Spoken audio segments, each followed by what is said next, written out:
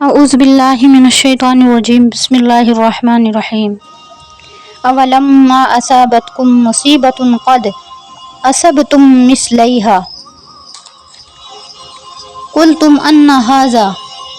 قل ھو من عند انفسکم ان اللہ علی کل شیء قدیر۔ کیا جس وقت پہنچی تم کو کوئی تکلیف، تحقیق کہ تم بھی پہنچا چکے ہو اسی جیسی، اور تم کہتے ہو یہ کہاں سے آئی، کل کہہ دیجئے نبی علیہ الصلوۃ والسلام سے فرمایا جا رہا ہے کہ تم ایمان والوں کو کہہ دیجئے کہ وہ